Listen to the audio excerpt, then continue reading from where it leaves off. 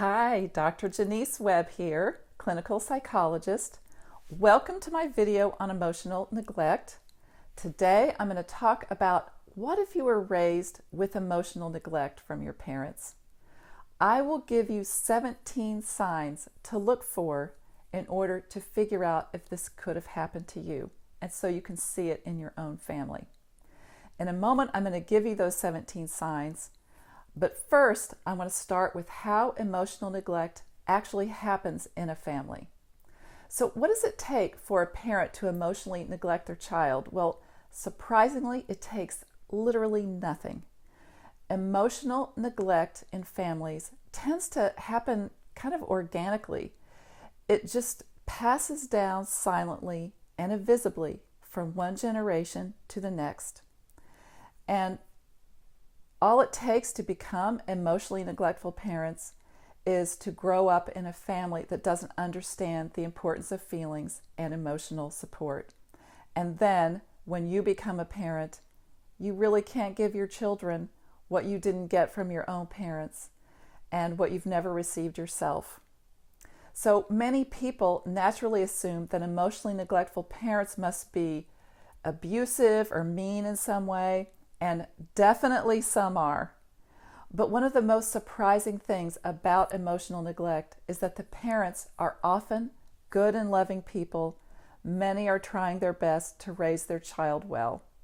But they simply, as I said, cannot give their children what they never received themselves: emotional awareness, emotional attunement, and emotional validation.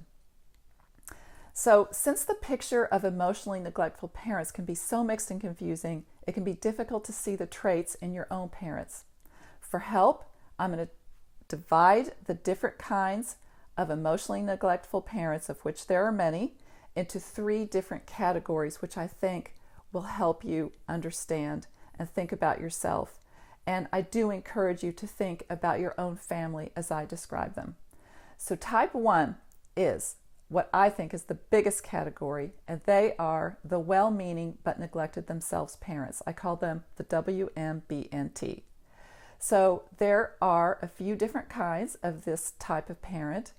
Achievement perfection parents are the parents who get so caught up in encouraging a child's talent or academics that they lose the emotion piece and just kind of skip over it or miss it. The second type of well-meaning are many workaholic parents. Workaholic parents could be working many jobs or working very hard in order to succeed, in order to provide for their families and to set an example for their kids, which makes them well-meaning. And permissive parents are parents who are more like a friend to their child instead of a parent and may fail to set the limits that the kid needs. So there are a variety of different ways that well-meaning parents can accidentally neutralize their children's emotions and can fail to set enough limits or deliver enough consequences. They can work long hours. They can, by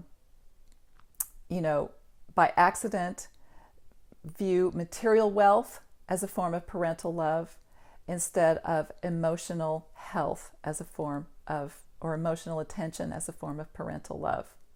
So what makes these parents qualify for well-meaning status? They think they're doing what's best for their children. They're acting out of love and not out of selfishness or self-interest. Most are simply raising their children the way they themselves were raised. As an adult, you'll probably remember that your well-meaning parents gave you and how much they gave you, but you can't recall what they failed to give you, that emotional piece. So as an adult, you end up blaming yourself for what's not right in your adult life. And you feel guilt for the seemingly irrational way that you sometimes feel towards your well-meaning parents. And you may also struggle with a lack of skills, emotion skills, unless you've managed to teach them to yourself. So the signs that you were raised by well-meaning but neglected themselves parents: you might feel confused about your feelings and confused about your parents. You may feel guilty for being angry at them.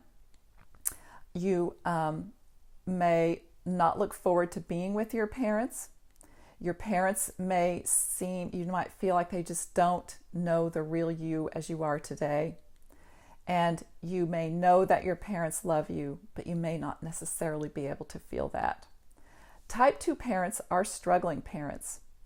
And some types of struggling parents are parents who are caring for a special needs family member, parents who are bereaved or divorced or widowed, parents who can't handle parenthood themselves for whatever reason and end up putting one child in charge of the other children, which is never good, or depressed parents or parents who are struggling with some kind of emotional problems themselves.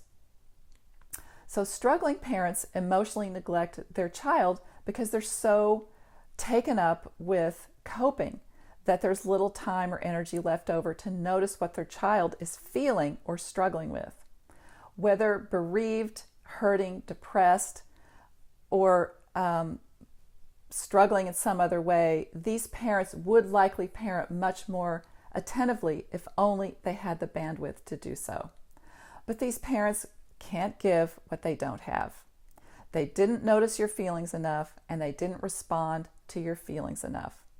Although the reasons for the failure are actually irrelevant, you may not have realized this yet. You look back and see a struggling parent who loved you and tried hard, and you find it impossible to hold them accountable for having failed you emotionally. Children of struggling parents often grow up to be self-sufficient to the extreme and to blame themselves for their adult struggles. So the signs that you were raised by struggling, emotionally neglectful parents are you have great empathy towards your parents and a strong wish to help and take care of them.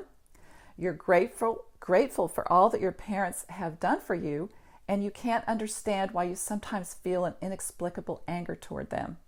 You have an excessive focus on taking care of other people's needs, often to your own detriment. The third type of emotionally neglectful parents are the self-involved parents. These are the narcissistic, the authoritarian, the addicted, or the sociopathic parent. So this category stands out from the other two for two very important reasons. First, self-involved parents are not necessarily motivated by what's best for their child. They are instead motivated to gain something for themselves. And the second is that many parents in this category can be quite harsh in ways that do damage to the child on top of the emotional neglect. So the narcissistic parent wants his child to help him feel special. The authoritarian parent wants respect at all cost, and the addicted parent may not be selfish at heart, but due to their addiction, they're driven by a need for the substance of their choice. The sociopathic parent wants really only two things: power and control. So not surprisingly, category 3 is the most difficult one for most children to accept. No one wants to believe that their parents were and are out for themselves. Signs to look for to see if you were raised by these self-focused parents. You often feel anxious before seeing your parents. You often find yourself hurt when you're with your parents. It's not unusual for you to get physically sick right before, during, or after seeing your parents. You have significant anger at your parents. Your relationship with them feels false. It's hard to predict whether your parents will have a loving or rejecting way towards you from one moment to the next. Sometimes your parents seem to be playing games with you or manipulating you, or maybe even trying to purposely hurt you. So let's talk about what to do. If you have types 1, well-meaning but neglected themselves, or 2, struggling parents, you might actually be able to talk with your parents about emotional neglect. But no matter which type of parents you have, the key to healing is to focus on yourself, not your parents. Your feelings, your needs, your wants, and your voice.